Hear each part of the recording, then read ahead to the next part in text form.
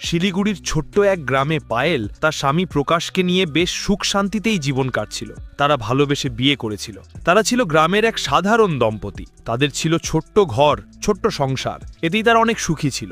তার স্বামী প্রকাশ ছিল একজন ট্রাক ড্রাইভার। প্রকাশ ট্রাক চালাতো আর পায়েলে ঘর সামলাতো। কিন্তু তাদের এই সুখের জীবন বেশি দিন রইল না। বলা হয় দুর্ঘটনা কেবল রাস্তায় ঘটে না, মাঝে মাঝে তার জীবনের প্রতিটি মোড়ে কড়া নাড়ে। পায়েলের জীবনও ঠিক সেভাবেই হঠাৎ বদলে গেল যখন প্রকাশ তার স্বামী এবং পরিবারের একমাত্র অবলম্বন এক সড়ক দুর্ঘটনায় পৃথিবী ছেড়ে চলে গেল।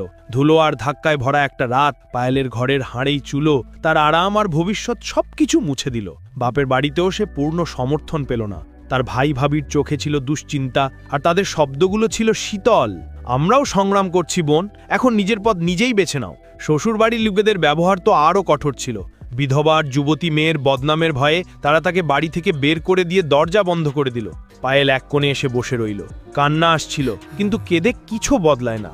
সে তার ভেতর থেকে একটা আওয়াজ শুনতে পেল, যা ভাঙা সাহস জোড়া লাগাতে বলছিল, এখন আর কারো দয়া নয়, নিজের পরিশ্রমে বাঁচতে হবে। সেই রাতে পায়েল প্রকাশের অধরা স্বপ্নকে নিজের ভেতরে ধারণ করে নিল। সেই ছোট্ট ঢাবা বা খাবারের হোটেল যার কথা প্রকাশ বারবার বলতো, সে ভাবল প্রকাশ বেঁচে থাকলে তাকে এটাই করার পরামর্শ দিত। এখন সে একা ছিল, কিন্তু তার চোখে ছিল এক স্থির জেদ। সে তার কাছে বেঁচে থাকা অল্প কিছু আটা দিয়ে কিছু লুচি তরকারি বানালো, দুটো প্লেট, একটা বাসন আর একটা চামচ নিয়ে হাইওয়ের ধারে বসতে সিদ্ধান্ত নিল। সেখান দিয়ে রোজ ডজন ডজন ট্রাক যেত, কিছু দূরের যাত্রী, কিছু ফেরিওয়ালা আর কিছু এমন লোক যারা পথের ক্লান্তি মেটাতে থামতো। প্রথম দিনটা খুব তিতো কাটল। অনেকে শুধু তাকিয়ে রইল, কেউ কেউ হাসাহাসিও করল। এক ট্রাক ড্রাইভার নোংরা কথা বলে তাকে বিরক্ত করলো আর চলে গেল। তার হাতের তালু ঠান্ডা হয়ে গেল, থালাটা মাটিতে পড়তে পড়তে বাঁচল। সে গাছের নিচে বসে অজুড়ে কেঁদে ফেলল। শুধু শারীরিক ক্লান্তি নয়, সমাজের নেতিবাচকতার যন্ত্রণা তাকে ভেতর থেকে কুঁড়ে কুঁড়ে খাচ্ছিল। পরিশ্রম করাও কি লজ্জার বিষয় হয়ে দাঁড়িয়েছে, সে নিজেকে প্রশ্ন করতে লাগলো। কিন্তু সেদিনই এক চিলটে আলো তার জীবনে এলো, যাকে সে সাহস বা উপরওয়ালার দয়া বলতে পারে। এক ট্রাক ধীরে আসে রাস্তায় তার সামনে থামলো। ট্রাক থেকে নেমে এলো এক 30 বা 32 বয়সের ছেলে। সে ছিল অজয়, এক ট্রাক ড্রাইভার। লম্বা, ক্লান্ত মুখ, কিন্তু চোখে সততার দীপ্তি। সে কোনো সংকোচ বা প্রশ্ন ছাড়াই পায়েলের কাছ থেকে থালা নিল, মন দিয়ে খেলো, পয়সা দিল, আর যাওয়ার সময় পায়েলকে কিছু কথা বলল। পরিশ্রম করে যারা বাঁচে, লোকে তাদের যাই ভাবুক, ঈশ্বর তাদের কথা অবশ্যই শোনেন। সেই ছোট্ট হাসি পায়েলের সাহসের নতুন শক্তি জোগালো। সে নিজেকে সামলে নিল এবং পরের দিন সকালে আবার চুলোর পাশে বসল। এখন তার ভেতরে আশার এক ছোট প্রদীপ জ্বলে উঠল। পায়েল ছোট ছোট পদক্ষেপে কাজ বাড়াতে লাগলো। সে রোজ ভোরে উঠে বাজারে যেত, সস্তায় পাওয়া সবজি আর আটার হিসেব করত। সে শিখল কিভাবে কম পয়সায় লাভ করা যায়, কিভাবে রুটি গোল করা যায়, আর কিভাবে স্বাদে সেই সরলতা আনা যায় যা খরিদ্দারকে বাড়ির মতো অনুভূতি দেয়। হাইওয়েতে ধীরে ধীরে তার খাবারের খবর ছড়িয়ে পড়তে লাগলো, আর রোজ কেউ না কেউ থামতে শুরু করলো। কিন্তু আসল মোড় এলো তখন, যখন সেই অজয় তার সঙ্গীদের নিয়ে ফিরে এলো এবং এবার সে একটা ঠেলা গাড়ি চালানোর প্রস্তাব দিল। কাল থেকে বেশি করে বানাবে, আমি ঠেলার ব্যবস্থাও করে দেব, সে বলল। পায়েলের মনে ভয় আর কৃতজ্ঞতা একসাথে জেগে উঠল।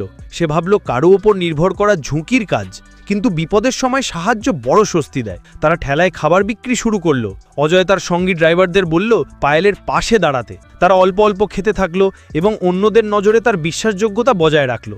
লোকেও তার খাবারের প্রশংসা করলো, স্বাদ ভালো, বাড়ির মতো লাগে। ধীরে ধীরে পায়েলের আয় বাড়তে লাগলো, আর সে কিছু ঋণ শোধ করতে শুরু করলো। সে নিজের জন্য ছোটখাটো কাজও করলো। একটা পুরানো চুলো বদলালো, কিছু বাসন কিনলো, আর পাশের গ্রাম থেকে সস্তা কাঠের ব্যবস্থা করলো। কিন্তু সমাজের বিষাক্ত কথাবার্তা ক্রমাগত তাদের পথে কাঁটার মতো ফুটে উঠতে লাগলো। কিছু লোক হিংসায় জলে বলতে লাগলো, ট্রাক ড্রাইভারদের ভিড়ে একটা মেয়ের থাকা কি ইজ্জতের কথা।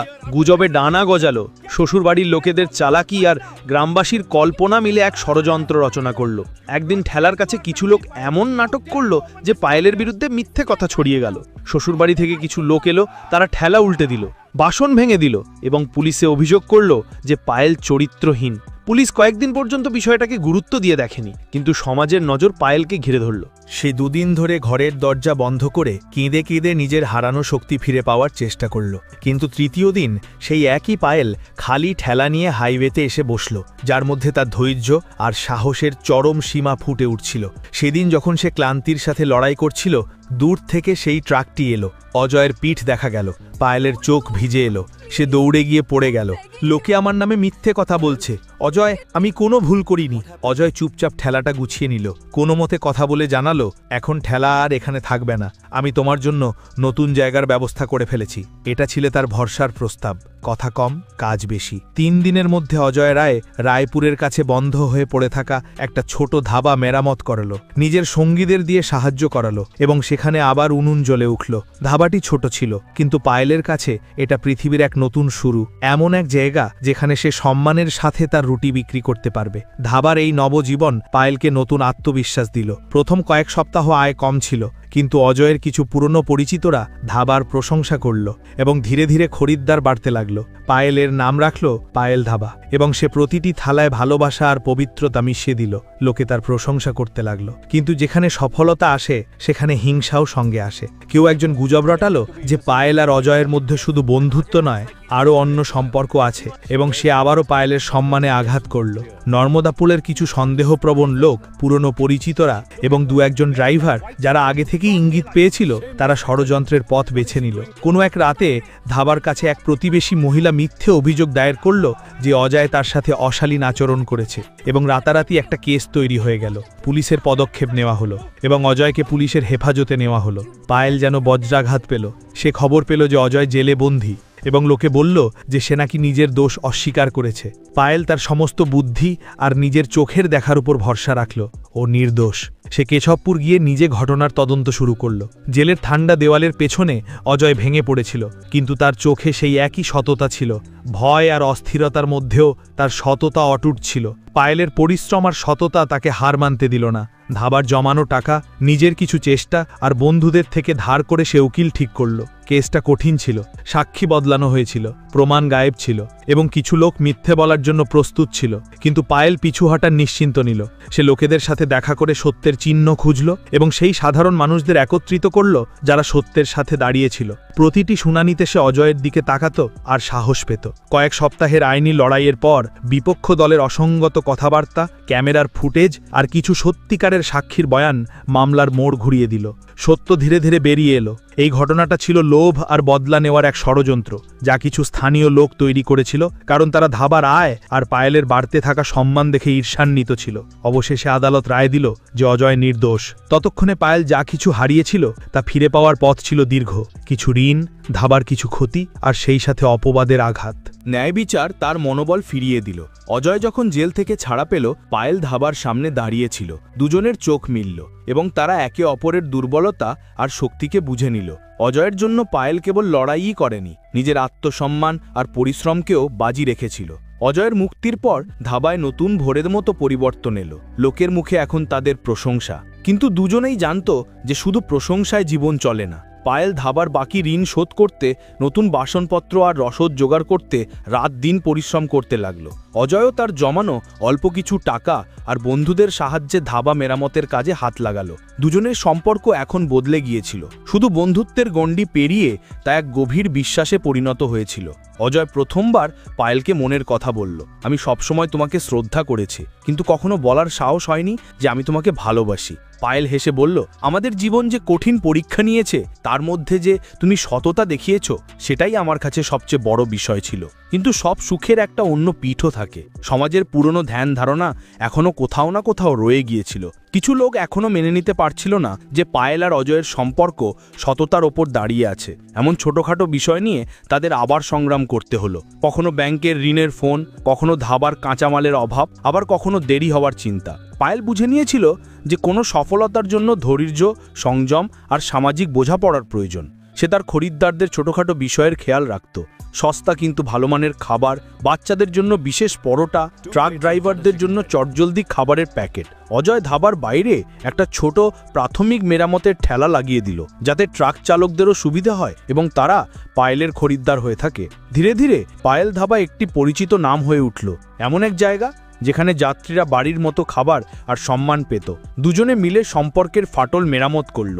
পারস্পরিক বোঝাপড়া, মিষ্টি হাসি আর একসাথে কাজ করার উদ্যম। তারা জানত সম্পর্ক অহংকার দিয়ে নয়, বরং বুদ্ধিমত্তা দিয়ে টিটিয়ে রাখতে হয়। পায়েল তার ছোট ছোট খুশিকে গুরুত্ব দিত। কোনো খরিদ্দারের প্রশংসায় তার মুখ উজ্জ্বল হয়ে উঠত। কোনো মায়ের চোখে কৃতজ্ঞতা দেখলে সে আর কিছু চাইতো না।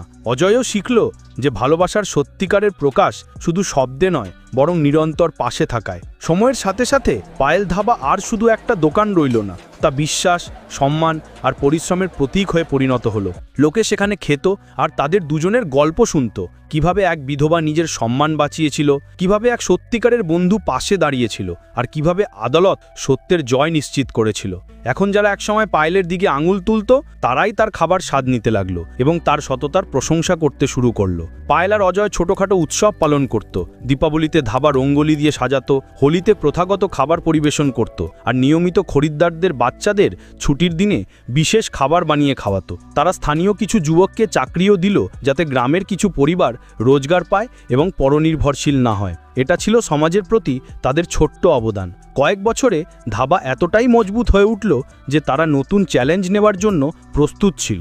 পায়েল ভাবল, এখন সে শুধু নিজের জন্য নয়, বরং অন্য বিধবা এবং যে কোনো অসহায় পরিস্থিতিতে পড়া মানুষের জন্য পথ তৈরি করতে চায়। তারা একটি ছোট্ট উদ্যোগ গ্রহণ করল, ধাবার এক কোণে গরিবদের জন্য বিনামূল্যে খাবারের ব্যবস্থা। যাত্রাপথে যে কেউ ক্ষুধার্ত থাকলে দিনে একবার বিনামূল্যে খাবার খেতে পারবে। শুরুতে কাজটা কঠিন ছিল, কিন্তু অনেক খরিদ্দার আর কিছু ট্রাক ড্রাইভার এগিয়ে এলো এবং সাহায্য করলো। দেখতে দেখতে এই উদ্যোগ গ্রামেও প্রশংসিত হলো। মানুষ সম্মিলিতভাবে সাহায্য করতে শুরু করলো। এরই মাঝে ভালোবাসাও ধীরে ধীরে তার পূর্ণ রূপ নিল। অজয় খুব সাধারণভাবে পায়েলকে বলল, আমরা একসাথে যা হারিয়েছি তা সব ফিরে পাওয়ার পরেও অনুভব করেছি যে সবচেয়ে বড় পুরস্কার হলো তোমার সঙ্গ। তুমি কি আমার জীবনসঙ্গী হবে? পায়েলের চোখে খুশির জল টলমল করছিল। সে বলল, যখন তুমি আমার সম্মান রক্ষা করেছো আর পাশে দাঁড়িয়েছো, তখনই আমি বুঝেছি যে তুমিই সেই মানুষ যাকে আমি চাই। হ্যাঁ, চলো একসাথে পথ চলি। তাদের সম্পর্ক এখন আর কেবল ব্যক্তিগত সুখের বিষয় ছিল না, এটি সমাজের কাছে এক উদাহরণ হয়ে উঠেছিল যে সত্য, পরিশ্রম আর সম্মান দিয়ে যে কোনো কঠিন পরিস্থিতিকে জয় করা যায়। বহু বছর ধরে পায়েল ধাবা এগিয়ে চলল, নতুন নতুন যাত্রীদের গল্প শোনাতো, অনেক মানুষকে রোজগার দিত এবং সমাজে একটি ছোট বিপ্লব আনার ক্ষমতা রাখত।